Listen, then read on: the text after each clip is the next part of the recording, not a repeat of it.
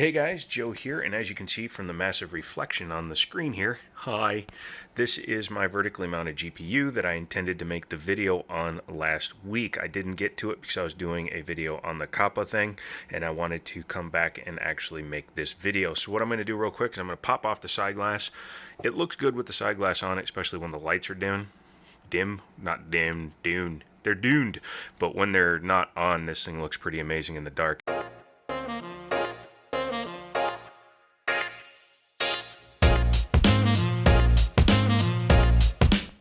Before we get going, if you're new to the channel, thanks for checking it out. Give me one of those, leave me a comment down below, maybe consider getting subscribed, and maybe using my Amazon affiliate links to help the channel grow. I want to do some upgrades to this system and other things I have laying around, and the way to do that is to grow the channel. You guys have been great about it so far. Let's keep it up. I have LED strips going around the case. Obviously, I've shown that before, and they accentuate the interior of the case quite nicely. Taking a look at the way it's set up right now, this is my personal build. If you aren't familiar with my personal build, it's a Xeon 6-core X5675 overclocked to 4.3 gigahertz, and it is capable of running at 4.7, but that runs a little bit too high in terms of voltage, so I usually just run it every day at 4.2 or 4.3, depending on how squirrely I'm feeling with the overclock. It is water cooled using a 250 millimeter Enermax pump res combo, and the hard drive situation is 2 SSDs, 2 spinning hard drives, and a 2 terabyte backup drive that I need to hook up. The case is the Matrix 70 by Deepcool.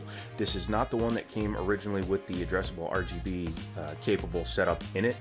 Those LED strips I added, and then I have them controlled using a controller to control them.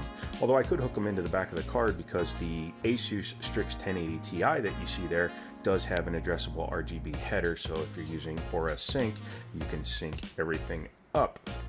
In terms of the card, this Asus GTX Strix 1080 Ti, long name, it's also the OC model, is a powerhouse of a card even in 2019. It's kind of funny to say that because it's technically, what, a 2.5-year-old card, but it's still totally capable of maxing out 1440p and running 4K at a comfortable rate on even today's newest titles.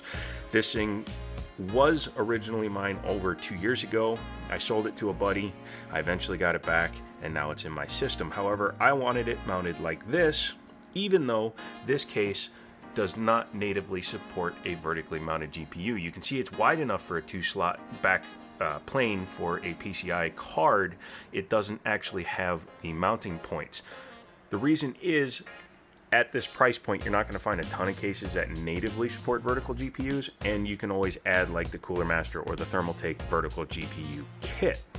I don't like spending $40 to $60 on a kit when I don't have to, especially since I already had a PCIe extension and all the parts necessary to create this vertical mount. You will see that it is actually on a vertical GPU mount stand. However, it's not obviously from this case. It's from this Thermaltake View 27, I think is what the model was. I can't remember. I bought it off of Facebook Marketplace. But in the back there, you can see it does have the actual mount for a vertical GPU. You see how it has an actual bracket, just like the PCIe brackets. I just took that holder out, painted it black, and put it in there. A lot of dust gets in that system. One of the hazards of running an open side. But what makes this vertical GPU work is the fact that back here is the bracket from a Thermaltake P3. I'll insert a picture here on the left side of the screen showing you that you can vertically mount a GPU on the P3, which is an open air chassis, using this bracket. However, this bracket is normally connected to the back of the chassis as well as a horizontally mounted plate on the open air frame. Here it's just kind of bracing the card. It's actually using mechanical retention to hold the card against the back of the case because it's wider than the hole for the actual pass-through. This is actually just the lock cover for the PCIe extension slots, and I only have one card in there right now. It's a Wi-Fi card, but because of how tight it sits there, it actually keeps that in there as well. So basically I'm using mechanical retention to hold the card and the PCIe card in. It works. Now, there are cases where that's a mesh covering that point, where you can like cut it, bend some metal, and then put in your own graphics card and have it held vertically, but then it'd be hanging there. As you can see, the card sits nice and level. And it's pretty stable in there. It's about as stable as it would be if it was mounted to the motherboard itself, because it's actually sitting on an actual stand. Very easy to do. And again, I encourage you to do it if you have the parts laying around. Not everybody has these parts available to them, so that's going to be the determining factor. Otherwise, you could spend the $40 to $60 for the Cooler Master or the Thermaltake kit. I just don't like spending that kind of money on that stuff. I can buy an extra SSD, I can buy an old graphics card, I can buy some RAM. I got some nice RAM coming for this system because I have some plans coming up after the first of the year. You're going to want to hang around for that, obviously, because the system's going to be updated in a very funky and weird way. Here's a little bit of a hint. Linus just did a video using something I'm going to be using in my personal rig, so you'll definitely want to come back for that. In terms of thermals, let me talk about those real quick because I just realized I hadn't yet.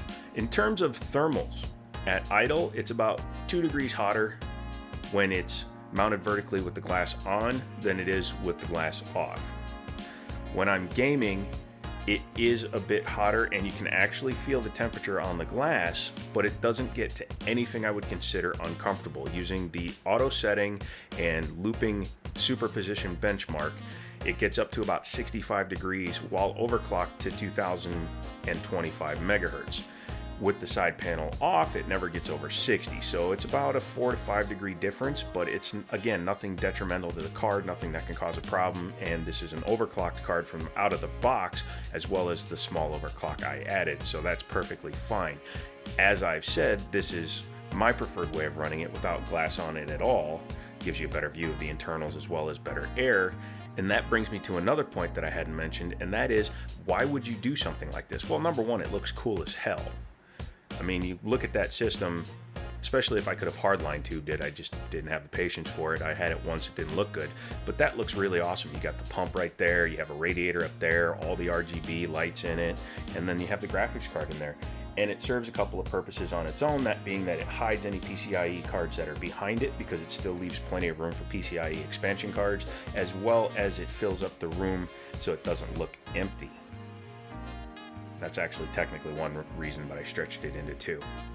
So that's about it. If you liked the video, give me one of those. Greatly appreciated. Don't forget to subscribe down below for more videos of me doing weird stuff. I do have some more Fallout stuff coming and a couple of other PC mod things I'm doing, as well as looking at an ancient piece of tech, which I think you guys will enjoy.